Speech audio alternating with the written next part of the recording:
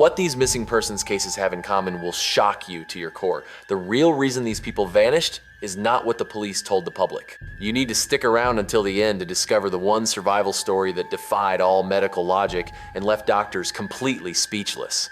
When Amanda Eller stepped into the forest of Maui, the world seemed gentle. The air was sweet, the sun was warm, and the trail beneath her feet promised peace. She had walked these paths before, guided students through breathing exercises, taught others how to find stillness in chaos. But that day, stillness became her enemy. She wandered off the path for only a moment, and the jungle closed around her like a mouth.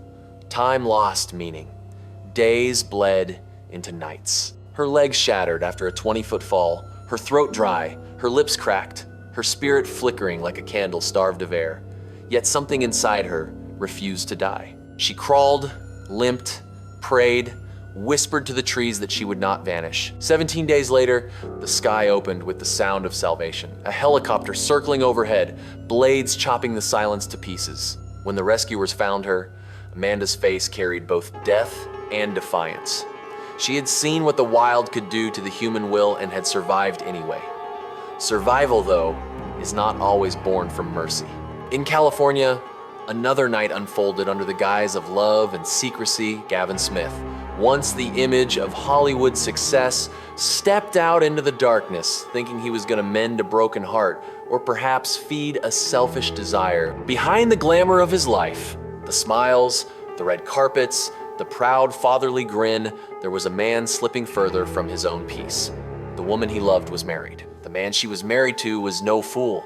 John Creech had followed her, tracked her, seethed in the dark, and when he found them together, passion twisted into punishment. The beating was merciless. Rage took the place of reason. When it was over, silence filled the night, one that no applause could ever break. For years, Gavin's son searched, begged, pleaded for answers, and when the truth emerged, when the courtroom echoed with verdicts and confusion, justice limped just as broken as their hearts. Some disappearances end in recovery, others end in regret.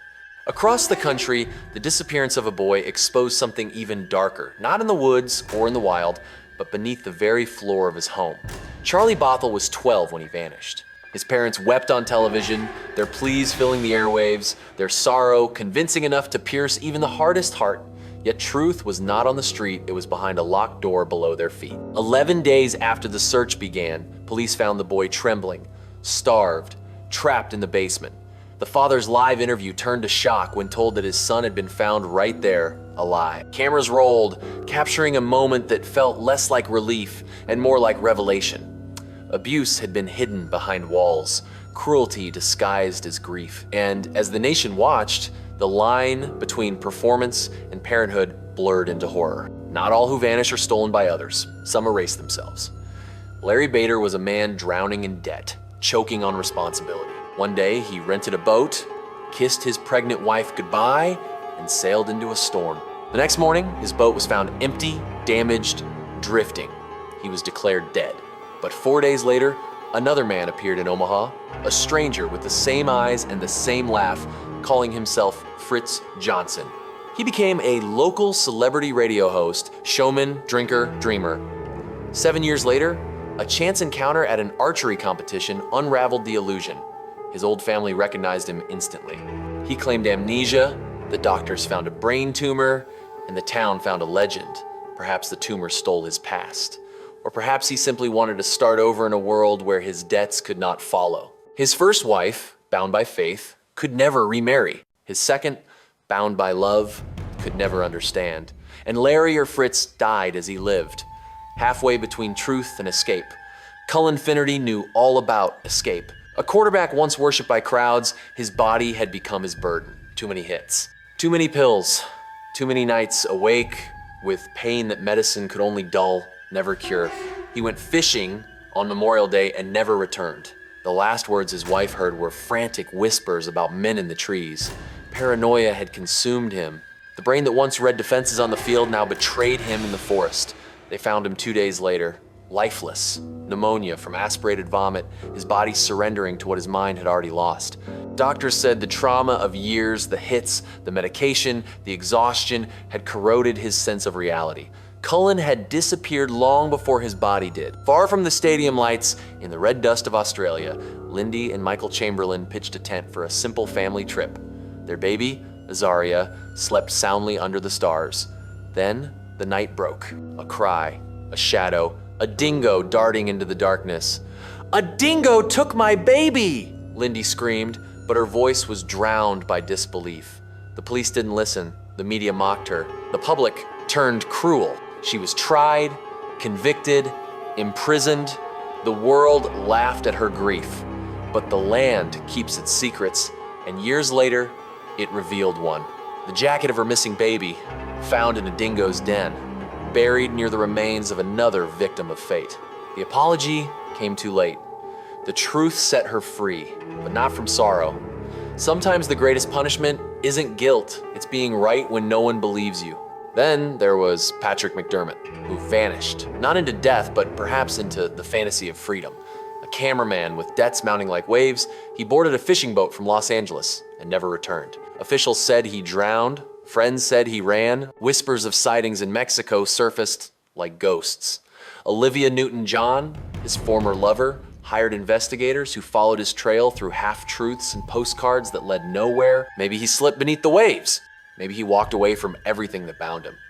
Either way, Patrick became his own ghost, proof that sometimes disappearance is the only form of peace a man can afford. Even the powerful vanish in their own ways. Governor Mark Sanford of South Carolina disappeared from public sight for days, his office mumbling something about a hiking trip. Cameras waited for him to return from the Appalachian Trail, but when he stepped off a plane from Argentina, the lie unraveled. He had gone not for solitude, but for love, an affair that cost him his honor, but not his position. The public laughed, the headlines screamed, and yet he finished his term. Power, it seems, can survive scandal. Disappearance, for men like him, is only temporary. But there are disappearances that end with redemption, two names bound forever in the quiet miracle of courage. Stephen Stainer had been adopted as a child, held captive for 7 years, taught to answer to a name that wasn't his. When his captor stole another boy, 5-year-old Timothy White, Stephen saw his own pain reflected in the child's frightened eyes, and so he decided to end both their nightmares. One night, while their abductor was away, Stephen took Timothy's hand and walked through the darkness until they found a police station. When asked why he had done it, he said simply, "I just couldn't let him go through what I did." Years later, when Stephen died young in a motorcycle accident, Timothy carried his casket, a grown man holding the memory of the boy who saved him. Some heroes are not built, they are broken, and choose to save others anyway. And in the dense jungle of Guam, where time itself stood still, Shoichi Okoi emerged from a hole in the earth, thin, trembling, eyes squinting against the sun he hadn't seen in 28 years. Drafted into the Imperial Japanese Army, he had hidden when the war ended, refusing to believe that Japan had surrendered. He lived in the forest on insects, snails, and roots. He sewed his own clothes from bark. He spoke to no one. The jungle became his country, his faith, his punishment. When fishermen stumbled upon him in 1972, he attacked them, believing them to be enemies. But the war was over, the empire gone, the world reborn. When he returned home, he bowed deeply and said, "It is with much embarrassment that I return alive." His words carried the weight of a man who had survived not just isolation, but the collapse of an entire world inside his mind. In every disappearance, whether born of fear, love, rage, or confusion, there lies the same fragile heartbeat that need to be remembered. Amanda Eller crawled out of nature's jaws. Gavin Smith was swallowed by human jealousy. Charlie Bothell found freedom beneath the weight of cruelty. Larry Bader split himself into two men. Cullen Finnerty wandered into madness.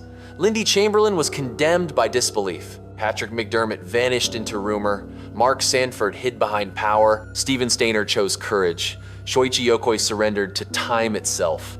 10 lives, 10 vanishings, 10 proofs that truth will always surface, sometimes as a whisper, sometimes as a scream. Because in the end, disappearance is not about being lost. It's about the space we leave behind and the echo that never stops calling our name. Now that you've seen how some of the most mysterious disappearances ended in shock, lies, survival, or redemption, which story stayed with you the most? Do you think every disappearance deserves closure? even when the truth hurts more than the mystery. Share your thoughts in the comments and follow for more true stories that refuse to stay buried.